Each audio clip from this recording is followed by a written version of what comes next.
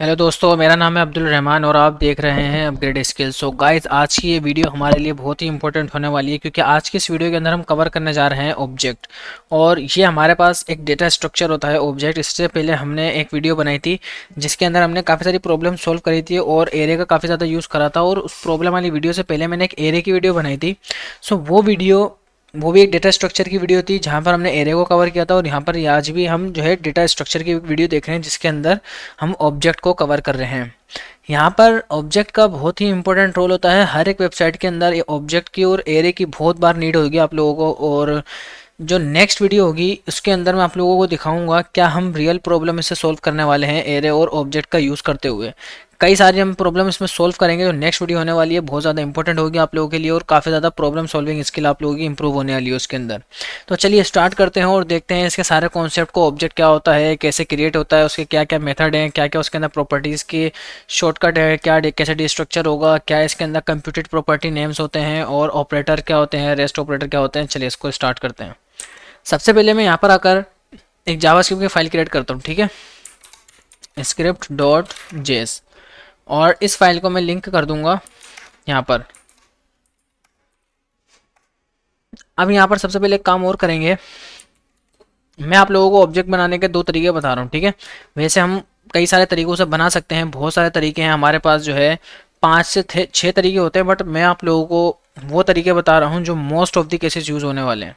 तो सबसे ज़्यादा और कॉमन जो तरीका होगा वो होगा ऑब्जेक्ट लिटरल, ठीक है। ये ऑब्जेक्ट लिटरल कैसे क्रिएट होता है, जैसे कि मैं उससे पहले बल्कि आपको एक काम करता हूँ, एक प्रॉब्लम समझाता हूँ। पहले प्रॉब्लम क्या है, देखो, एरे जो हमारी प्रॉब्लम सोल्व करता था ना, तो वही ऑब्जेक्ट हमारी प्रॉब्लम को सोल्व कर रहा है। एरे क्या प्रॉब्लम सोल्व करता था, जैसे कि मान लो आपने किसी यूज़र का डेटा स्टोर करना है, यूज़र नेम। तो यहाँ पर मैंने यूज़र नेम अली करके मैंने उसके अंदर स्टोर कर दिया, ठीक है।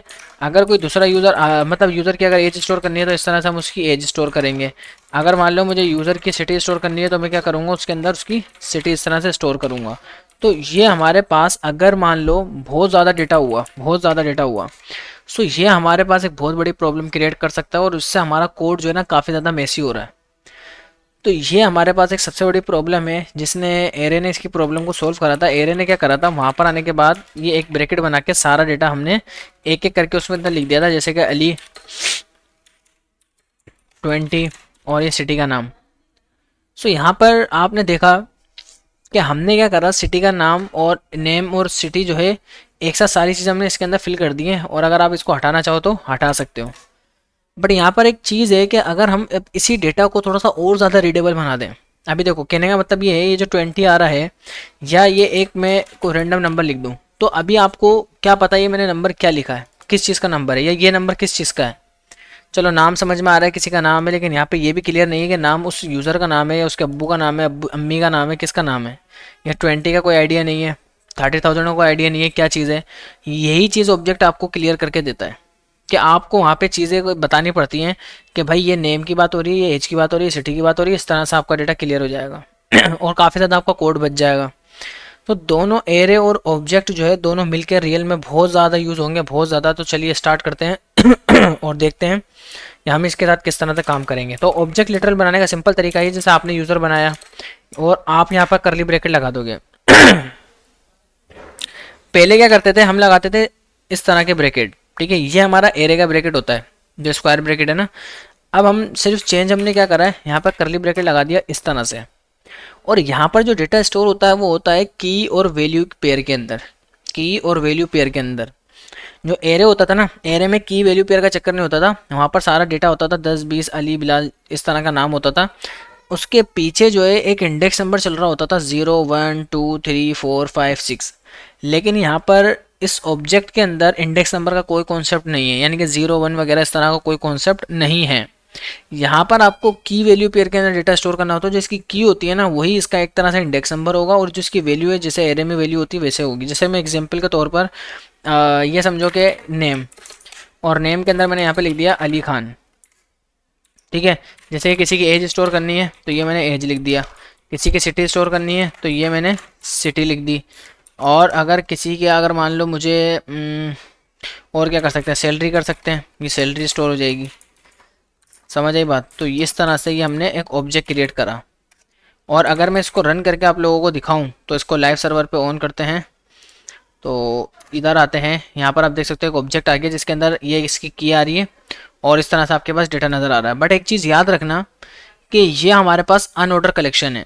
ऑब्जेक्ट जो है ना ये हमारे पास अनऑर्डर कलेक्शन है और इस बात का मतलब ये है कि ऐसी कोई गारंटी नहीं है कि जिस तरह से आपने नेम पहले लिखा, फिर एज लिखा, फिर सिटी और सैलरी लिखा तो बाहर भी इसी से इसी मतलब सीक्वेंस में आएगा। ऐसा बिल्कुल नहीं है। देखो यहाँ पर आगे पीछे आ सकता है, आगे पीछे बिल्कुल आ सकता है। बात समझ आएगी? तो इसकी कोई गारंटी नहीं है कि सेम ही जो है सीक्वेंस में आने वाला है। तो ये हमारे पास बेसिकली ऑब्जेक्ट होता है। अच्छा, ऑब्जेक्ट की कोई लेंथ वगैरह जानने के लिए हमारे पास कोई इसकी मेथड वगैरह नहीं होती। जैसे एरे के अंदर डॉट लगाते हैं ना, उसके मेथड नज़र आते हैं, ऐसा कोई चक्कर नहीं है। बात समझ आ गई? तो ये बड़ा ही सिंपल है। अच्छा, ये तो एक तरीका है। आपके पास दूसरा तरीका क्या है? आपके पास दूसरा जो तरीका होता है वो है जो थोड़ा सा कम यूज़ होता है। आप बनाओगे एरे इस नाम से, आप जो है ना ऑब्जेक्ट कंस्ट्रक्टर बनाते हो। क्या बनाते हो? Object constructor. ये आपके पास एक एम्प्टी ऑब्जेक्ट बन गया। अब जब इसमें डेटा स्टोर करते हो तो आपने बोला भाई इसमें जाके नेम स्टोर कर दो, अली खान। इस तरह से आप इसका यूज़ करोगे। जैसे आप इसको लॉक करोगे और आप जाके देखोगे यूज़र में क्या आ रहा है, तो वो आपको दिखाएगा कि नेम के अंदर क्या आ रहा है, अली खान। इसी तरह से आप बताओगे कि एज के अंदर क्या आ रहा है, तो ये इस तरह से इसके अंदर आप डेटा स्टोर करोगे। समझ आ गई बात? ये सिंपल है बड़ा। तो ये होता है हमारे पास ऑब्जेक्ट कंस्ट्रक्टर। बात समझ आई? तो दो तरीके हैं ऑब्जेक्ट को बनाने के। एक है हमारे पास ऑब्जेक्ट लिटरल और एक है ऑब्जेक्ट कंस्ट्रक्टर। अब यहाँ पर जो करंट की बात करें तो करंट बहुत ही ज़्यादा इंपॉर्टेंट है। मतलब आपको ऑब्जेक्ट के अंदर से अपनी की वैल्यू को एक्सेस करना आना चाहिए, अपडेट करना आना चाहिए, डिलीट करना आना चाहिए और रीड करना आना चाहिए। ये चारों काम आपको आने चाहिए। जैसे कि इसी की मैं कॉपी निकालता हूँ और यहाँ पे इसको रखते हैं। इसके अंदर यहाँ पर एक्सेस करने से मुराद ये है कि अगर मैं स्पेसिफिक किसी एक वैल्यू देखना चाह रहा हूँ, यानी कोई एक की वैल्यू देखना चाह रहा हूँ। मान लो मैं चाह रहा हूँ कि भाई इस यूज़र की सिटी का नाम क्या है, तो मैं क्या करूँगा, आपके पास दो तरीके हैं। ठीक है, आपके पास दो तरीके हैं। एक तरीका बड़ा सिंपल है कि यूज़र के आगे डॉट लगाओगे ना तो अंदर की की आपको नज़र आएंगी, अंदर की कीज़ नज़र आएंगी। ये जो आपके लेफ्ट साइड पे नज़र आ रही है ना, ये आपकी कीज़ हैं, ये आपकी जो राइट पे नज़र आ रही है आपकी वैल्यूज़ हैं। तो अंदर की कीज़ जो नज़र आ रही है, मैंने बोला कि मुझे भी सिटी निकालना है या सैलरी निकालना है, जो भी आपने निकालना हो वो आप यहाँ पे लिख दोगे तो ये इसकी सैलरी या सिटी आपको निकाल कर दे देगा। इसी तरह से आप सबकी निकाल सकते हो। आप एज फाइंड कर सकते हो, एज निकाल के दे देगा। तो ये एक तरीका है। दूसरा तरीका क्या है? Object notation. उसमें क्या होता है? उसमें ऐसा होता है कि आपने कंसोल करा और आपने बोला कि यूज़र में जाओ, और अब आप क्या कर देते हो, इस जगह पे आके ब्रैकेट लगा देते हो और ब्रैकेट में डबल कोटेशन के अंदर आपको देखो वापसी से ये चीज़ें मिलना स्टार्ट हो जाएंगी, सारी कीज़। मैंने बोला स्टूडेंट का नेम चाहिए मुझे यूज़र का, तो बोलेगा अली खान। अगर उसकी एज चाहिए, एज निकाल देगा। एक से ज़्यादा डेटा चाहिए वो भी निकाल देगा। समझ आ गई बात? इस तरह से आप क्या करोगे, ऑब्जेक्ट के अंदर किसी भी वैल्यू को आप एक्सेस करोगे दो तरीके से कैसे। ठीक है, तो ये मैंने आपको जो दिखाया है, अगर आप किसी वैल्यू को एक्सेस करना चाह रहे हो। ठीक है, अब मैं आपको दिखाता हूँ अगर किसी वैल्यू को आप अपडेट करना चाह रहे हो कैसे करेंगे। हम बोलेंगे यूज़र में जाओ। दो तरीके हैं कि अगर आपके पास जो एज आ रही है इसको जाके चेंज करके आप बना दो 40। अगर अब मैं लॉक करके चेक करूँ क्या ओरिजिनल वाले यूज़र में चेंज हुआ या नहीं हुआ, तो आप देख सकते हो क्या आ रहा है 40। क्लियर है? तो यहाँ पर एक तरीका तो बड़ा सिंपल है कि ऐसा कर लें। दूसरा तरीका क्या है कि जो एज है ना, ऑब्जेक्ट नोटेशन के ज़रिए हम कर लें। इसको ब्रैकेट लगाओ वापसी वैसे ही और एज लगा दो, बस ये अपडेट अभी भी हो जाएगा। ये दो तरीके हैं। इसी तरह से हम यहाँ पर डिलीट भी कर सकते हैं। डिलीट करने के भी दो ही तरीके हैं। ठीक है, तो डिलीट करना बड़ा ही सिंपल है। इसके लिए आपको क्या करना होगा, आपने बोलना है कि भाई कि डिलीट करना किसको है। जैसे मैंने बोला यूज़र डॉट एज को डिलीट कर दो, लेकिन यहाँ पर आपने उससे पहले डिलीट नाम का कीवर्ड आता है वो आपने यूज़ करना है, डिलीट नाम का कीवर्ड। तो ये इस तरह से आपके सामने प्रिंट होकर आ जाएगा। क्लियर है? तो ये हमारे पास जो है डिलीट कर दिया। यहाँ पर अगर हम देखें डिलीट नाम की, मैं यहाँ पर कीवर्ड अगर यूज़ करूँ तो ये अभी इस तरह से डिलीट करके दे देगा, इसका भी कोई इशू नहीं है। अगर हम बात करें इसको, एक्सेस हमने देखा, अपडेट देखा, डिलीट देखा। अगर कोई नई वैल्यू आपने ऐड करनी हो, ठीक है, कोई नई वैल्यू ऐड करनी हो तो इसका भी सिंपल तरीका ये है कि आप ब्रैकेट लगाओ और अपनी नई वैल्यू का यहाँ पर नाम लिख दो। जैसे कि कलर, मैंने बोला भाई कलर में आप काम करो, असाइन कर दो रेड, और जैसे यूज़र लिखा तो आप देख सकते हो लास्ट में रेड कलर आपको देखने को मिलेगा। दूसरा तरीका क्या है कि आप यहाँ पे लिख दोगे user dot colour equal to, यहाँ पे असाइन कर दो रेड, तो ये तब भी आपके सामने कलर को ऐड कर देगा। ये इसके अंदर कुछ तरीके हैं कलर करने के। तो उम्मीद है ये चीज़ समझ आ गई होगी कि किस तरह से ऑब्जेक्ट काम कर रहा है। अब हम देखते हैं ऑब्जेक्ट के कुछ मेथड। देखो जैसे ही हमारे पास ऑब्जेक्ट है, ठीक है ना, इसको उठाते हैं और नीचे लेकर आते हैं। यहाँ पर इसके कुछ मेथड हैं, एक एक करके देखते हैं। जैसे डॉट लगाया गया ना, तो हैज़ ऑन प्रॉपर्टी, ठीक है। यहाँ पर ये बोलेगा आपसे पूरी प्रॉपर्टी का नाम बताओ, कि मतलब हम देखना चाह रहे हैं कि क्या इसमें नेम है या नहीं। तो अगर है तो बोलेगा ट्रू, ठीक है। मान लो मैं बोल रहा हूँ कि उसमें कलर है या नहीं, तो कलर तो नहीं है, तो क्या बोलेगा फॉल्स। एक चीज़ याद रखो कि ये आपको सजेशंस नहीं देगा, ये आपको सजेशंस नहीं देगा। तो आपको ये सब काम मतलब आपको खुद से लगाना पड़ेगा और वो आपको बता देगा हैज़ ऑन प्रॉपर्टी, ठीक है। ये आपको आंसर इस तरह से देगा। अच्छा, एक ये वाई जैसा मेथड है तो इस तरह से यूज़ हो रहा होता है। बकाया सारे किस तरह से यूज़ होंगे उनका तरीका थोड़ा सा डिफरेंट है। जैसे कि मान लो उनका यूज़ होने का तरीका है कि आप ऑब्जेक्ट लिखोगे और डॉट लगाओगे, तो अब इसके सारे मेथड आपको नजर आएंगे। सारे मेथड, बहुत सारे मेथड हैं। सारे मेथड बिल्कुल यूज़ नहीं होते हैं, जो यूज़ होते हैं वो मैं आपको काम काम के बताता हूँ। जैसे कि असाइन, असाइन आपसे बोलता है, एक होता है इसमें टारगेट, एक होता है सोर्स। टारगेट मतलब किसके अंदर काम करना है, सोर्स मतलब कहाँ से आ रहा है। तो ये बेसिकली करता क्या है, टारगेट ऑब्जेक्ट टू कॉपी, ठीक है ना। ये क्या होता है, कॉपी करने का काम करता है, copy of the value of all the enumerable one property from one और मोर सोर्स ऑब्जेक्ट। इसका कहने का मतलब देखो क्या है, ये बोल रहा है कि अगर आपके पास दो ऑब्जेक्ट हैं, ठीक है, आपके पास दो ऑब्जेक्ट हैं, जैसे कि इसी की एक कॉपी निकालता हूँ। एक ऑब्जेक्ट है हमारे पास एड्रेस नाम का ना, इसके अंदर कुछ डेटा स्टोर है। क्या स्टोर है, जैसे कि इसमें सिटी हो सकती है, ठीक है, लाहौर, ठीक है। इसको करते हैं यूज़र सिटी, यहाँ पर करते हैं कंट्री, और यहाँ पर हम करेंगे स्ट्रीट। अब ये स्ट्रीट के अंदर हमने लिख दिया स्ट्रीट 1 2 3। अब ये जो मेरे पास दो ऑब्जेक्ट हैं, मैं चाह रहा हूँ, मैं क्या चाह रहा हूँ कि यूज़र के अंदर ये वाला ऑब्जेक्ट जाके उसके अंदर चल जाए, ये ऑब्जेक्ट जो है यूज़र में जाके ऐड हो जाए, कॉपी हो जाए उसके अंदर ना। तो मैं क्या बोलूँगा, सबसे पहले जो लिखूँगा ये मेरा टारगेट है कि इसके अंदर काम करना, इसमें होना चाहिए जो भी होगा। अब जो ये मेरा सोर्स है एड्रेस, ये कि उसके अंदर जाके ये चीज़ कॉपी हो जाए। और अगर अब जैसे ही मैं रन करता हूँ यूज़र को, ठीक है, जैसे ही यूज़र को रन करता हूँ, तो आप यहाँ पर देख सकते हो कि ये सारी चीज़ें एक साथ आ गई हैं, सारी कॉपी होके आ गई हैं इसमें। तो ये इसका काम है। याद रखो ये ओरिजिनल ऑब्जेक्ट के अंदर ही जाके ऐड कर देगा सारी वैल्यूज़ को। अगर आप ऐसा चाह रहे हो कि ओरिजिनल में जाके ऐड नहीं हो, ओरिजिनल में जाके ऐड नहीं हो, इसके लिए आप क्या कर सकते हो, आप यूज़र को मत लो, आप इस तरह से बना लो। ये क्या करेगा, एक नया ऑब्जेक्ट क्रिएट करेगा, एक बिल्कुल एम्प्टी है ना, ये बिल्कुल नया ऑब्जेक्ट क्रिएट करेगा, उसके अंदर एड्रेस की सारी वैल्यूज़ डाल देगा। जैसे कि आप यहाँ पर देखोगे ना, तो इसने नेम सिटी एज तो वो अपनी जगह ओरिजिनल वाला वैसे ही है। अब देखा, ये ओरिजिनल में चेंज नहीं हुआ क्योंकि मैंने यूज़र को रन किया हुआ है। अगर अब मैं रिजल्ट को रन करूँ तो आप देखोगे कि इसने एक नया ऑब्जेक्ट बना के तीनों वैल्यूज़ उसमें डाली। अब मैं बोलूँगा कि नेम वाला भी इसमें ऐड कर दो, आप एक से ज़्यादा भी कर सकते हो ना। तो आप इसको बोलो कि यूज़र वाला भी इसी के अंदर कल्टी कर दे रहा है, मतलब इसी नए वाले ऑब्जेक्ट के अंदर दोनों एड्रेस और यूज़र को एक साथ रख दो, तो वो सारों को एक साथ रख देगा। लेकिन अब ओरिजिनल में चेंज नहीं हुआ। तो ये जो है असाइन का काम होता है। बात समझ आ गई। आगे देखते हैं। हमारे पास ऑब्जेक्ट के अंदर और मेथड है जिसका नाम है डॉट कीज़। ये आपको सारी कीज़ निकाल कर दे देगा। किसकी कीज़ निकाल देगा, मैंने बोला भाई यूज़र की आप सारी कीज़ निकाल के मुझे दे दो, ठीक है ना। यूज़र की आप सारी कीज़ निकाल कर दे दो। तो क्या बोला इसने, नेम है, एज है, सिटी है, सैलरी है, एक एरे के अंदर इसने रिटर्न कर दिया। मैं इसको बोल सकता हूँ कि आप एक काम करो, मुझे सारी उसकी वैल्यूज़ निकाल कर दे दो। तो आपको इसमें कोई लूप वगैरह करने की ज़रूरत नहीं पड़ती। किसकी निकालना है, यूज़र की। तो ये आपको सारी वैल्यूज़ निकाल कर दे देगा। बात समझ आ गई।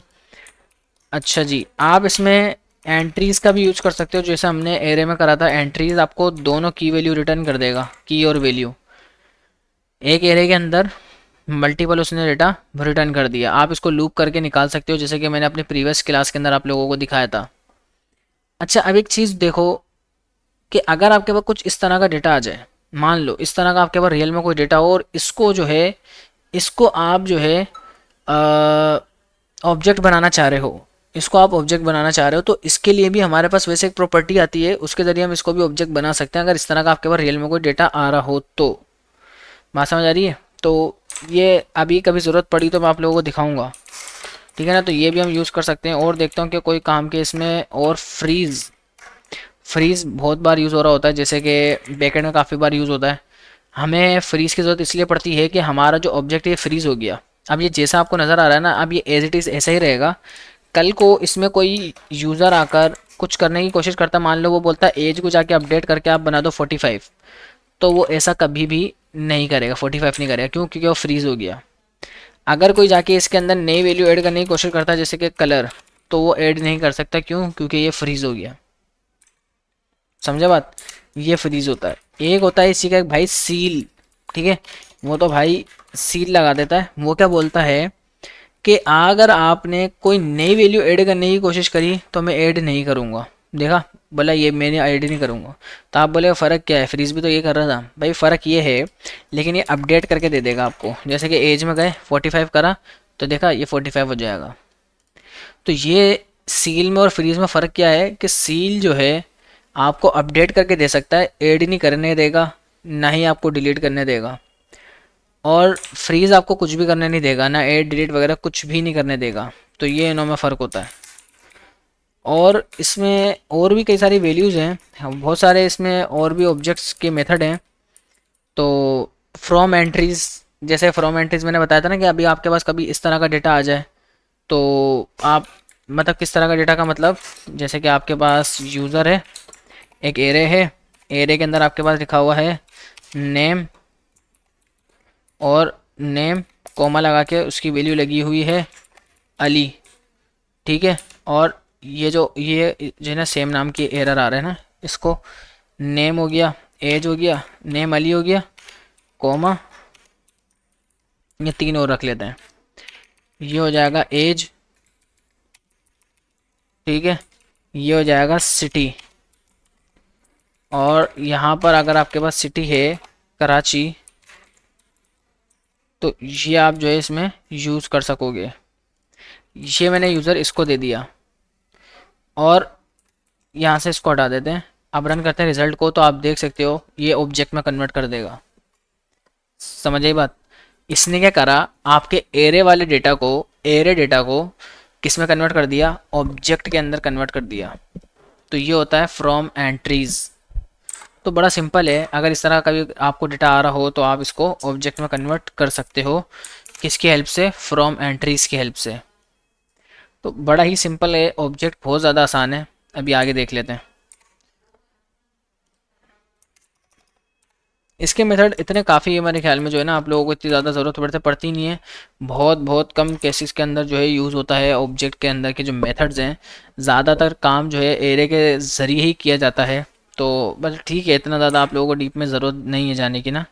और ऑब्जेक्ट डिस्ट्रक्चरिंग की बात करते हैं। जो ऑब्जेक्ट डिस्ट्रक्चरिंग है, जिस तरह से एरे डिस्ट्रक्चर था, अगर आप लोगों ने एरे की वीडियो देखी होगी तो ऑब्जेक्ट डिस्ट्रक्चरिंग समझ में आ गया होगा कि क्या होगा। जैसे कि आप वापसी से एरे डिस्ट्रक्चरिंग की जगह करली ब्रैकेट लगा दोगे। अगर ये एरे डिस्ट्रक्चर होता तो एरे के ब्रैकेट लगते, अगर ये ऑब्जेक्ट डिस्ट्रक्चर है तो ऑब्जेक्ट के ब्रैकेट लगेंगे। तरीका वही है, इक्वल टू लगाकर आगे यूज़र लिख देंगे। एरे में क्या होता था कि आप हर एक की का, हर एक वैल्यू का एक अपनी मर्जी का नाम दिया करते थे। जैसे कि इसका नाम आप यहाँ पर ए भी दे सकते हो, बी भी दे सकते हो, सी भी दे सकते हो, कुछ भी एरे में। लेकिन ऑब्जेक्ट में आप यही नाम दोगे, इसके अलावा नाम आप चेंज नहीं कर सकते। जैसे कि नेम हो गया, एज हो गया, सिटी हो गया और सैलरी हो गया, ये आप चेंज नहीं कर सकते। अब आपको इसका फ़ायदा ये होता है कि अगर एज की वैल्यू आप प्रिंट करोगे तो डायरेक्टली एज की वैल्यू दिखा देगा। अब आपको यूज़र डॉट एज वगैरह करने की ज़रूरत नहीं है, आप डायरेक्टली सैलरी को देख सकते हो। ये इसका फ़ायदा है। ये हमारे पास ES6 वर्जन में आया था 2015 के अंदर, एयर ऑब्जेक्ट डिस्ट्रक्चरिंग। इसमें आप क्या कर सकते हो, इसको अगर मान लो आप अपडेट करना चाह रहे हो, आप बोलो मुझे एज नहीं, मुझे इसको यूज़र एज नाम से चाहिए। मतलब आप बोल रहे हो ना कि मुझे अपनी मर्ज़ी का इसको नाम देना है, तो आप अपनी मर्ज़ी का नाम दे सकते हो, आप कोलन लगाओ, आप इसको यूज़र एज कर दो, ठीक है। तो अगर अब आप एज को एक्सेस करने की कोशिश करोगे तो एरर आएगा, क्योंकि अब एज तो है नहीं। अब तो वो क्या बन गया, अब वो क्या बन गया, यूज़र एज। अब वो बन गया यूज़र एज, ठीक है। तो ये अब आपका यूज़र एज बन गया। तो ये आप इसको इस तरह से यूज़ करोगे। ये बड़ा सिंपल है, ऑब्जेक्ट स्ट्रक्चरिंग। अभी ऑब्जेक्ट के अंदर जो प्रॉपर्टी का शॉर्ट हैंड है, ये मैं आपको दिखाता हूँ। देखो, जैसे कि आपके पास एक वेरिएबल है, let name equal to Ali, ठीक है। और आपके पास एक वेरिएबल और है, एज इक्वल टू 30। आपके पास एक वेरिएबल और है, सिटी इक्वल टू कराची। एक और वेरिएबल है जिसके अंदर आपके पास लिखा हुआ है सैलरी, और ये इसकी सैलरी स्टोर हो गई। अब आपको एरे बोलता है कि ये जो नेम है ना, ये ऊपर से मैं यहाँ से आ रहा होगा, ये किसी वेरिएबल से आ रहा होगा, और ये जो एज है ये भी ऊपर से आ रहा होगा, ये जो सिटी है ये भी किसी ऊपर से आ रही होगी, और ये सैलरी किसी ऊपर से आ रही होगी। अच्छा, अभी रन करें तो यहाँ पर यूज़र को, ठीक है ना, जो हमारा ऑब्जेक्ट है इसको अगर रन करें तो आप देख सकते हो ऑब्जेक्ट हमारा बन गया। तो लेकिन आप बोलोगे इतना लंबा करने का फ़ायदा क्या हुआ, इतना कोड को इतना ज़्यादा लंबा लिखा, फ़ायदा क्या? फ़ायदा ये है, एरे आपको बोलता है कि जब आपके पास दो सेम नाम की वैल्यू हो जाए ना, जैसे कि age age, city city, salary salary, तो बोला आपको इतना ज़्यादा लंबा कुछ काम करने की ज़रूरत नहीं है। आप एक काम करो, ये नेम हटा दो और कोलन भी हटा दो। बोला आप दो दो बार मत लिखो, आप एक बार लिखो। बोला मैं इतना ज़्यादा होशियार हूँ कि मैं खुद ही से समझ जाऊँगा कि इस नाम की आपको कीजिए, इस नाम की उसको की क्रिएट करनी है, और वो इसी नाम के ऊपर से वैल्यू को ढूंढ के लाके उसकी वैल्यू रख देगा, जैसे कि एज एज। तो अभी भी देखो काम बिल्कुल सेम टू सेम यही हो रहा है। वो बोला आपको इतना ज़्यादा परेशान होने की ज़रूरत नहीं है, नेम ऊपर से जो आ रहा है मैं उस नाम का नेम की वैल्यू रख दूंगा और नेम नाम की बना दूंगा। जो ऊपर से एज आ रहा है उसकी वैल्यू रख दूंगा और उस एज नाम की मैं की बना दूंगा। खुद ही से कर रहा है सारे काम। तो ये इसका एक शॉर्ट हैंड है जो आप यूज़ कर सकते हो। रियल में बहुत बार यूज़ होता है, बहुत बार यूज़ होगा, बैकएंड के अंदर तो कदम कदम पर इसका यूज़ है। एक आता है कंप्यूटेड प्रॉपर्टी नेम। बेसिकली होता ये है कि काम तो सारा यही होता है, लेकिन इसी की पहले मैं कॉपी निकालता हूँ ताकि आपको कॉन्सेप्ट थोड़ा सा ऊपर वाला जहन में रहे कि भाई हुआ क्या है। यहाँ पर आपके पास ये जो यूज़र आ रहा है ना, आप बोल रहे हो जैसे कि ये नेम है, ठीक है, ये आपके पास एक एज है, ये आपके पास एक सिटी है, और ये आपके पास एक सैलरी है। ये कंप्यूटेड का कहने का मतलब ये है कि जो हम की के नाम अपनी मर्जी से दे रहे हैं ना, ये नाम आप किसी वेरिएबल के ज़रिए भी मंगा सकते हो। की के नाम आप क्या कर सकते हो, किसी वेरिएबल के ज़रिए भी मंगा सकते हो। कहने का मतलब ये है, अभी देखो जैसे कि आप बोलोगे ऊपर से नेम लिख दो आ जाएगा, खुद ही से टेंशन क्यों ले रहे हो। आप बोलोगे या तो एज लिख दो, खुद ही से ऊपर से आ जाएगा, ठीक है। अगर मैं रन करूँगा तो एज की वैल्यू एज आ रही है भाई, एज की वैल्यू क्या आ रही है, एज आ रही है। अच्छा, तो मैंने बोला यार एज की वैल्यू काम करो, एज की वैल्यू एक काम करो 30 कर दो, तो एज की वैल्यू 30 आ गई। लेकिन आप बोलोगे तो फिर इसको तो हटाई दो, इसका फ़ायदा क्या हो रहा है, बिल्कुल उसका कोई फ़ायदा नहीं हो रहा। लेकिन भाई इसका मुझे यूज़ करना है, कैसे यूज़ करूँगा, मैं ये चाह रहा हूँ कि इस नेम की जो वैल्यू है ना, इस नेम की जो वैल्यू है, जैसे कि यूज़र नेम, जैसे कि यूज़र एज, यूज़र सिटी, ये मैं इसलिए कर रहा हूँ आप लोगों को ताकि डिफ्रेंशिएट हो सके कि क्या फ़ायदा हो रहा है। अब मैं चाह रहा हूँ कि जो इस नेम की जो वैल्यू है ये मेरे ऑब्जेक्ट के अंदर आके एज अ की बन जाए। क्या बोला, इस नेम की जो वैल्यू है यूज़र नेम, ये जो यूज़र नेम है मेरे ऑब्जेक्ट में आके ये मेरी की बन जाए। समझे कैसे बनेगा? आप बोलोगे यार नेम इधर लिख दो ना, नेम लिखने से तो भाई ये होगा कि बाहर नेम नाम की और इसकी वैल्यू बन जाएगी, ऐसा नहीं बनेगा। तो इसको बनाने का सिंपल तरीका ये कि आप इसको स्क्वायर ब्रैकेट में लिख दो, ठीक है। स्क्वायर ब्रैकेट में ऊपर वाले आप अपने वेरिएबल का नाम लिख दो, बस ऊपर वाले अपने वेरिएबल का नाम लिख दो। तो अब देखो यूज़र नेम, ये उसकी वैल्यू यहाँ पर शो करा रहा है।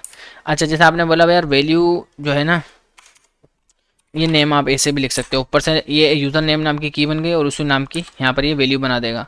अगर आप अलग से नाम देना चाह रहे हो तो वो तो खैर आप दे सकते हो। तो अब जो की नाम, जो आपका की वैल्यू थी ना, जो ये वेरिएबल की वैल्यू थी, वो आपकी एज अ की बन गई है यहाँ पर।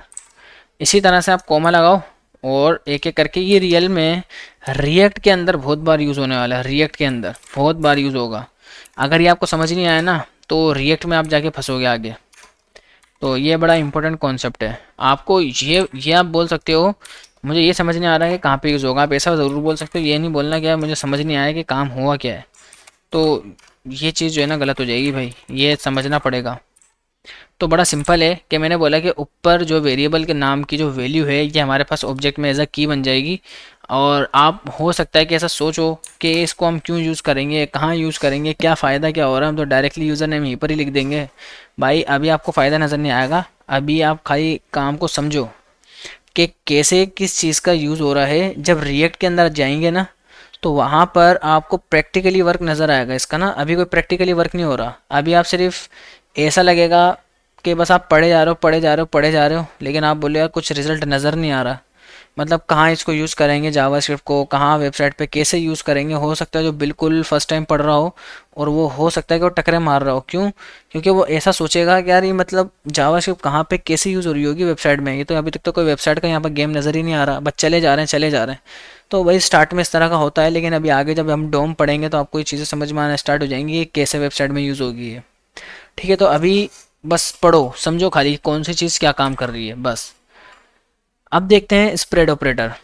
जो स्प्रेड ऑपरेटर होता है, ये ऑब्जेक्ट के अंदर जिस तरह से एरे के अंदर स्प्रेड ऑपरेटर था, ऑब्जेक्ट में भी स्प्रेड ऑपरेटर है और वही इसका मतलब है। बट यहाँ पर इसका मतलब बहुत ज़्यादा अच्छा हो जाता है, बहुत ज़्यादा। देखो कहने का मतलब ये है, जैसे कि नेम आ रहा है, मैंने बोला नेम की जो वैल्यू है ये आप कर दो फरहान खान। ठीक है, ये जो एज है इसकी वैल्यू आप कर दो 20। ये जो सिटी है इसकी वैल्यू आप कर दो कराची। ये जो सैलरी है इसकी वैल्यू आप कर दो ये 40,000। ये ठीक है, तो ये सारा डेटा प्रिंट होकर आ गया। स्प्रेड ऑपरेटर ये बोलता है, या फिर आप ऐसा कह लो, कल एक प्रॉब्लम मैंने आपको एरे में दिखाई थी, एरे की वीडियो के अंदर ना। अगर मेरे पास यूज़र 1 आ जाता है एक, और मैं उसकी कॉपी निकालने की कोशिश करूँ, तो यहाँ पर अगर मैं यूज़र 1 को रन करके चेक करूँगा तो देखो उसकी कॉपी निकल कर आ गई। और अगर यूज़र को रन करूँगा तो आप देख सकते हो कि यूज़र के अंदर दोनों के अंदर सेम चीज़ें आ रही है, क्योंकि उसकी कॉपी निकल गई। लेकिन प्रॉब्लम मैंने आपको एरे में दिखाई थी, शेलो कॉपी की एक प्रॉब्लम थी कि अगर हम बोलते हैं यूज़र 1 में जाओ, 1 के अंदर जाने के बाद आपको वहाँ पर एक एज नज़र आएगा और उसको जाके आप अपडेट करके बना दो 60। किसको किसको जाके बना दो? यूज़र 1 में। देखा, यूज़र 1 में अब एज को। लेकिन प्रॉब्लम ये आती है कि वो दोनों में अपडेट कर देता है, ये देखो दोनों को चेंज हो जाएंगे, दोनों चेंज। ये बड़ी प्रॉब्लम है। तो इस प्रॉब्लम का जो सोल्यूशन है वो आपका है स्प्रेड ऑपरेटर।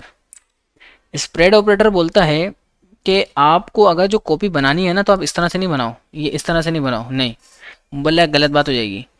बोला दो तरीके हैं, या तो एक हमने जो ऊपर अभी पढ़ा है ना, कौन सा पढ़ा था, असाइन वाला, या तो आप ऐसे कॉपी बना लो, ठीक है, या फिर आप जो है स्प्रेड ऑपरेटर के ज़रिए बना लो। लेकिन स्प्रेड ऑपरेटर की भी एक लिमिट होती है, उसकी लिमिट भी ख़त्म हो जाती है। मतलब वो फर्स्ट स्टेप तक काम करता है, सेकंड तक नहीं जाता। अभी मैं क्या बोल रहा हूँ इसको छोड़ दो बस, ठीक है ना। अभी आगे हम थोड़ा सा ही आगे जाने के बाद एक वीडियो और बनाऊंगा स्प्रेड ऑपरेटर के ऊपर ही। मतलब वो एक तरह से इसी का सॉल्यूशन है। वहाँ पर उस कॉन्सेप्ट का नाम होता है शेलो कॉपी डीप कॉपी। ये कम से कम आधे घंटे की एक वीडियो होगी, उसको आप लोग देखना, आप लोगों को क्लियर तरीके से समझ में आ जाएगा। और ये आप लोगों के एडवांस प्रोजेक्ट के अंदर बहुत ज़्यादा यूज़ होने वाला है। तो हम क्या करेंगे स्प्रेड ऑपरेटर के अंदर, क्या करेंगे, जैसे कि एरे में करते थे 3 डॉट लगाते थे और नाम दे दिया करते थे कि इसकी कॉपी निकालनी है। तो अगर अब देखो यूज़र 1 के अंदर एज को मैंने 60 करने की कोशिश करी, तो उसे यूज़र 1 में चेंज हुआ और 2 के अंदर नहीं हुआ, यानी कि ओरिजिनल में चेंज नहीं हुआ। ये सिंपल स्प्रेड ऑपरेटर है। लेकिन इसके कई सारे फ़ायदे हैं, कई सारे फ़ायदे हैं। जैसे कि मैं आपको समझाता हूँ। मान लो एक ऐसा डेटा, जैसे कि स्कूल के अंदर हर एक स्टूडेंट की तकरीबन तकरीबन एक ही जैसी इन्फॉर्मेशन होती है, तकरीबन, ठीक है, रिलेटेड जैसी इन्फॉर्मेशन होती है, रिलेटेड। जैसे कि मान लो एसटीडी, या हमने एक तरह से समझ लो स्ट्रक्चर, स्ट्रक्चर ये हमने बना दिया, स्ट्रक्चर बना दिया कि भाई यूज़र का जो भी डेटा आने वाला है वो तकरीबन एक ही जैसा होगा। भाई क्या क्या एक जैसा होगा? सिटी, ठीक है, सिटी, सिटी उसकी कराची ही होगी, ये मस्ट है, ठीक है। स्टूडेंट सारा कहीं का होगा। क्लास भाई पता सारों की क्लास क्या होगी, 5th क्लास का होगा स्टूडेंट, ठीक है। और एक जैसी क्या हो सकती है, एक जैसा ड्रेस कलर, ठीक है, ड्रेस कलर, ये तकरीबन नहीं, हर स्टूडेंट का एक जैसा होगा, ठीक है। या अब हम और क्या कर सकते हैं, और और इसमें एक जैसा क्या हो सकता है, एक जैसी कंट्री हो सकती है, हर स्टूडेंट की एक जैसी है, ठीक है। कंट्री क्या हो जाएगी, पाकिस्तान। अब इसमें ये ऐसा डेटा है कि आपको ये और भी ज़्यादा हो सकते हैं, आप सोचते जाओगे ना, आपके माइंड में आइडिया आते रहेंगे यार ये एक ही जैसा होगा तकरीबन, ठीक है ना। तो यहाँ पर इस तरह का जो डेटा है, मान लो अगर आपको एक स्टूडेंट की इन्फॉर्मेशन रेडी करनी है और आपकी क्लास में 50 स्टूडेंट है, 50 आपने ऑब्जेक्ट बनाने पड़ेंगे, इसमें कोई शक नहीं है। आप बनाओगे स्टूडेंट 1 के लिए, बोलोगे यार उसका एक नाम होगा अली, उसकी एक एज होगी, ठीक है, और उसके अंदर ये सारी वैल्यूज़ भी होने वाली हैं, ये सारी चीज़ें होने वाली हैं। इसको पहले कमेंट कर दो अभी थोड़ी सी देर के लिए ना। आप बोलोगे यार स्टूडेंट 2 होगा, उसके अंदर भी कुछ इसी तरह का डेटा होने वाला है। आप बोलोगे कि इसी तरह से स्टूडेंट 3 भी होगा, ठीक है, स्टूडेंट 3 भी होगा, बिल्कुल हो सकता है, क्यों नहीं हो सकता। आप बोलोगे कि इसी तरह से स्टूडेंट 4 भी होगा, हाँ उसका भी नाम होगा कोई ना कोई। तो ये जो है अली हो गया, ये जो है फरहान हो गया, ठीक है, फरहान हो गया, ये उसकी एज चेंज हो गई, ये जो है ज़ुबैर हो गया, और ये उसकी एज आ गई, और ये जो है अमजद हो गया, ये उसकी एज आ गई है, ठीक है ना, ये जो है उसकी एज आ गई है। तो यहाँ पर हमारे पास कई सारे स्टूडेंट्स हैं, जिसका आप एक चीज़ नोट करो कि इसमें बहुत सारी की वैल्यूज़ ऐसी हैं जो बार बार रिपीट हो रही हैं। क्या क्या रिपीट हो रही है, जैसे कि ये चार, ये चार, ये देखा बार बार रिपीट हो रही है। इस प्रॉब्लम को ख़त्म करने के लिए, इस प्रॉब्लम को ख़त्म करने के लिए ही हमारे पास स्प्रेड ऑपरेटर भी काम करके दे सकता है। इस प्रॉब्लम को ख़त्म करने का जो सॉल्यूशन है वो स्प्रेड ऑपरेटर के पास है। वो क्या बोलता है कि ऐसा डेटा जो आपको पता है भाई ये डेटा है वो जो रिपीट हो रहा है बार बार, तो आप एक काम करो, ये चारों डेटा जो आप सब में लिख रहे हो ना, मतलब हटा दो, मतलब क्या बोल रहा है, हटा दो, मतलब ये क्योंकि आपका कोड रिपीट कर रहा है और रिपीट करना जो है अच्छी प्रैक्टिस नहीं है। तो भाई हम क्या करेंगे, 3 डॉट लगाएंगे, मैं बोलूँगा उसकी जो ऊपर वाला जो स्ट्रक्चर है ना उसकी कॉपी निकाल के यहाँ पे ला के रख दो, ठीक है ना। यही 3 डॉट उठाऊंगा, यहाँ भी लगा दूंगा, यही 3 उठाकर यहाँ भी लगा दूंगा, और ये यहाँ भी लगा दूंगा। देखा कितना फ़ायदा हुआ, कितना कम कोड हो गया, लेकिन काम सबका एक जैसा हो रहा होगा। मैं आपको दिखाता हूँ। मैंने बोला भाई लॉक कराओ स्टूडेंट 1 को, STD 1 को, STD 2 को, STD 3 को, और सबका इन्फॉर्मेशन सबकी अलग अलग है। देखा नेम सबके डिफरेंट हैं, लेकिन सिटी, रेड कलर वगैरह सारी इन्फॉर्मेशन तकरीबन सबकी सेम है। समझ आ गई बात। तो ये स्प्रेड ऑपरेटर का बहुत बड़ा फ़ायदा है। लेकिन स्प्रेड ऑपरेटर मैंने बोला था ना एक जगह पर जाके फंस जाता है। जैसे कि मान लो एड्रेस की बात करें, जब आपके पास नेस्टेड ऑब्जेक्ट आता है ना तो यहाँ पे वो फंस जाता है। मैंने क्या बोला, डबल स्टेप पे आके फंस जाएगा। जैसे कि स्ट्रीट की बात हो रही है, स्ट्रीट आ रही है 1 2 3, ठीक है। अब मुझे पता है सबकी स्ट्रीट आने वाली है ना, सबकी स्ट्रीट होगी, तो सबकी स्ट्रीट हर एक के डेटा में शो भी कराएगी। जाहिर सी बात है, एक जगह रखा ना तो तीनों में शो कराएगा। यहाँ भी आ रहा होगा ये देखो यहाँ भी स्ट्रीट आ रही है, इसमें भी आ रहा होगा, क्योंकि सब में सबके अंदर आ रही होगी अब प्रॉब्लम ये है कि अगर अमजद की स्ट्रीट डिफरेंट है अमजद की स्ट्रीट जो है वो डिफरेंट है, तो अब मैं बोलूँगा कि एक काम कर भाई, या फिर यूज़र 3 की बात करते हैं, क्योंकि मैंने कंसोल भी किया हुआ है ना। मैंने बोला ये जो STD 3 है, इसके अंदर आपको मिलेगा एक एड्रेस, उसके अंदर एक स्ट्रीट है जिसको आप चेंज करके बना दो। अभी क्या है यहाँ पर स्ट्रीट 1 2 3 ना, आप उसको चेंज करके बना दो दिस इज स्ट्रीट, ठीक है। ये मैंने किस में चेंज करा है, STD 3 में, और अभी तीनों यहाँ पर रन हो रहा है। और अब जाके दिखाता हूँ मैं आपको। देखा STD 1 को चेक करा, दिस इज स्ट्रीट, STD 2 को चेक करा, दिस इज स्ट्रीट, और STD 3 को चेक करा तो उसमें भी दिस इज स्ट्रीट। तो ये हमारे पास बड़ी प्रॉब्लम है। देखा ना, वो अंदर तक काम नहीं करता, मतलब स्प्रेड ऑपरेटर बाहर तक ही काम करेगा, ये इस डेटा तक काम करेगा, अंदर नहीं जाएगा, नेस्टेड काम नहीं करेगा वो। तो नेस्टेड के लिए ही जो सॉल्यूशन है उसी की तो मैं बता रहा हूँ कि भाई वो हमारे पास 2 4 वीडियोस के बाद या 5-6 वीडियोस के बाद मैं उसको बनाऊंगा। और वो वीडियोस हमारे लिए बहुत इंपॉर्टेंट कॉन्सेप्ट होता है, इसको बोलते हैं शैलो कॉपी, डीप कॉपी। तो यहाँ पर जो प्रॉब्लम है बेसिकली, ये जो अभी कॉपी निकल कर आ रही है ना, ये शैलो कॉपी कहलाती है। डीप कॉपी क्या होती है कि वो नेस्टेड तक काम करती है, और कितना ही नेस्टेड क्यों ना हो वो काम करेगी डीप कॉपी। तो ये हमारे पास कॉन्सेप्ट है जो है स्प्रेड ऑपरेटर का। ठीक है भाई, अब आगे देखते हैं। इसी की कॉपी निकालता हूँ और इसकी कॉपी निकाल लेते हैं। चलो इसकी निकालते हैं। ये जो रेस्ट पैरामीटर की अब बात देखते हैं, हमारा आप देख सकते हो लास्ट में वो हमारे पास है रेस्ट पैरामीटर। रेस्ट पैरामीटर आपको बोलता है, जैसे कि एरे में ये फंक्शन के पैरामीटर के अंदर जो होता था ना रेस्ट पैरामीटर, ये वही चीज़ है। कंट्री, क्लास, ड्रेस, कलर, ये चीज़ है। ये आपको बोलता है कि आप सारी चीज़ों को इस तरह से लिखो, ठीक है। स्ट्रक्चर की डिस्ट्रक्चरिंग करो आप, और एक एक करके जो आप सिटी निकाल रहे हो ना वो आप निकालो। लेकिन स्प्रेड ऑपरेटर बोलता है, मान लो आप बोलो यार एक एक करके मैं डिस्ट्रक्चर कर रहा हूँ, लंबी हो रही है, ठीक है, ये सारा लंबा हो रहा है, मुझे सिर्फ एक सिटी को अलग करना है, बकाया सारों को एक अलग करना है। मतलब आप दो हिस्से करना चाह रहे हो, आप बोले सिटी एक अलग एक साइड हो जाए, बकाया सारे क्लास वगैरह एक साइड हो जाए। अभी सिटी तो एक साइड हो गया, अब आप कोमा लगाओ और 3 डॉट लगाओ, 1 2 3, और डायरेक्टली आप यहाँ पर क्या कर दो, कुछ भी एक नाम दे दो, वैल्यूज़। इसका फ़ायदा पता है क्या होगा, जो आपकी सिटी आ रही थी ना वो अलग हो जाएगी, वो कराची आपको अलग से शो कराएगा। लेकिन जब आप वैल्यूज़ को शो करोगे, तो वैल्यू को शो करोगे तो उसमें आपको पूरा का पूरा तीनों चीज़ों को वो एक साइड अलग कर देगा, क्लास, कंट्री, ड्रेस। तो आप अगर किसी डेटा में से कुछ डेटा अलग से निकालना चाह रहे हो, आप बोले यार कुछ भी नहीं आए, मतलब ये आधी चीज़ें रह जाए और ये 5-6 गुच्छा बनकर आ जाए, 5-6 चीज़ों का एक ग्रुप बनकर आ जाए, तो फिर आप उसको रेस्ट पैरामीटर के जरिए ग्रुप बना सकते हो। या आप चाहते हो कि सारा का सारा डेटा ना आए, मुझे सिर्फ इसमें से सिटी चाहिए, तो आप सिटी निकाल सकते हो इस तरह से। तो ये तरीका है रेस्ट पैरामीटर का। अब मैं आपको एक चीज़ और दिखाता हूँ लास्ट में, जो इसके अंदर मैंने नहीं लिखी, एरे ऑफ ऑब्जेक्ट। देखो यहाँ पर आपके पास एक एरे है, ठीक है। इस एरे के अंदर आपके पास, हमने एरे पढ़ चुके हैं, तो ये मल्टीपल ऑब्जेक्ट भी हो सकते हैं। मल्टीपल ऑब्जेक्ट कैसे हो सकते हैं भाई, ऐसे हो सकते हैं जैसे कि अभी मैं कॉपी करके रखने वाला हूँ। ये मल्टीपल ऑब्जेक्ट भी इसमें हो सकते हैं, कोई इसमें बड़ी प्रॉब्लम नहीं है। लेकिन यहाँ पर वेरिएबल नहीं आता। मतलब अब हमारे पास मान लो कि 10 स्टूडेंट हैं, तो हमने हर स्टूडेंट के लिए एक अलग अलग वेरिएबल बना रहे थे, अलग अलग। अगर क्या 500 स्टूडेंट हो गए तो क्या मैं 500 वेरिएबल बनाऊंगा? तो ये गलत बात नहीं है। तो इसके लिए हमारे पास एरे ऑफ ऑब्जेक्ट का कॉन्सेप्ट होता है। फिर हम क्या करते हैं कि कोमा लगा कर हम लोग क्या करेंगे, सब ऑब्जेक्ट को copy paste copy paste copy paste और सबकी इन्फॉर्मेशन को हम अलग कर देते हैं। तो ये आपका होता है एरे ऑफ ऑब्जेक्ट। एक एरे बनाया जिसमें सारा डेटा एक साथ रख दिया, सबके डेटा आप चेंज कर दो।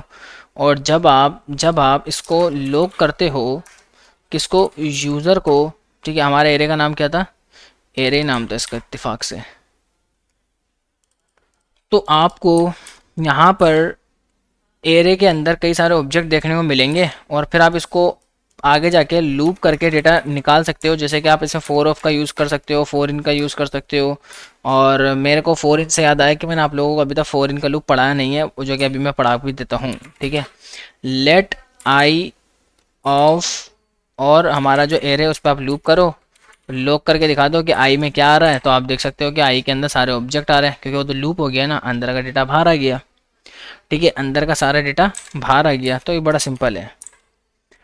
और अगर इसमें से आप किसी स्पेसिफिक, आप बोलो कि हर यूज़र की मुझे जो है ना, हर यूज़र की कंट्री को देखना है, तो आप डॉट कंट्री लगा दो, हर एक यूज़र की कंट्री निकाल के दे देगा। समझे, हर एक यूज़र की कंट्री आपको निकाल के दे देगा। बड़ा सिंपल है ये।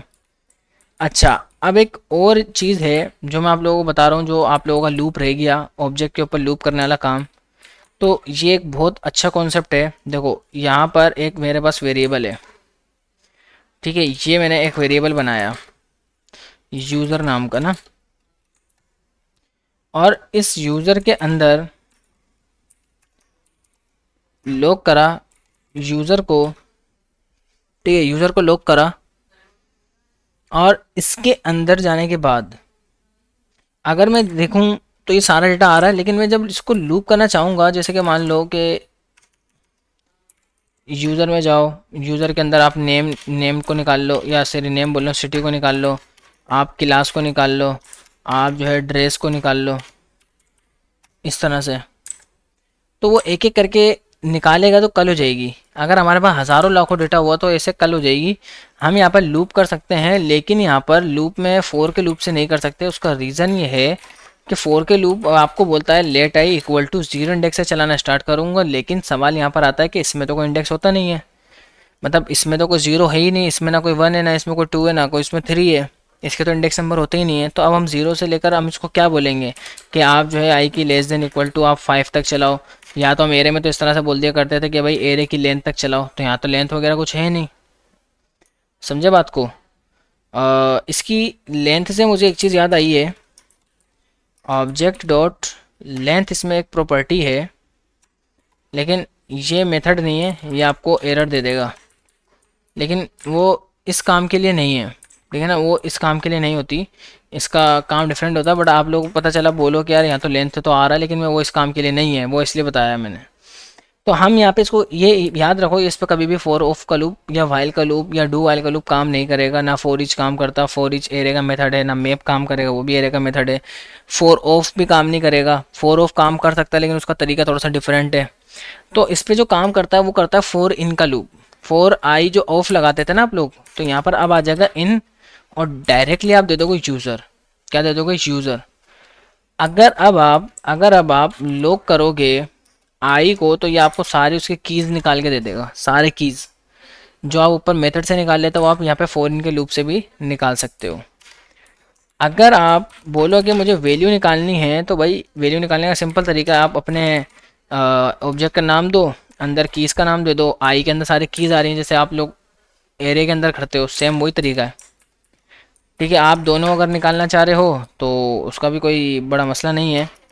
आप क्या कर सकते हो, आई कर दो, यूज़र के अंदर आई कर दो, दोनों एक साथ निकाल के दे देगा। कोई डिफ़िकल्ट है ही नहीं। तो इस तरह से आप लोग इस पर लूप कर सकते हो। आप एक ऑब्जेक्ट के अंदर ऑब्जेक्ट को भी बना सकते हो, जैसे कि मैंने एड्रेस वाला मैंने आपको दिखाया। ऑब्जेक्ट में ऑब्जेक्ट भी हो सकता है, ऑब्जेक्ट के अंदर एरे भी हो सकता है। मान लो आप किसी की हॉबीज स्टोर करना चाह रहे हो, ठीक है, तो इसके अंदर एरे भी हो सकता है, कोई इसमें मसला नहीं है, कोई मसला नहीं है इसके अंदर। इसके अंदर ये समझ लो कि फंक्शन भी हो सकता है, ठीक है ना, आपके पास ये फंक्शन भी हो सकता है, इसमें भी कोई मसला नहीं है। बात समझ आ गई?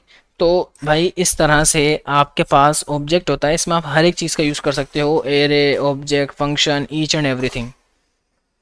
तो इस तरह से कई सारी चीज़ों का यहाँ पर आप लोगों को यूज़ समझ आ गया होगा कि किस तरह से यहाँ पर यूज़ हो रहा है ऑब्जेक्ट का।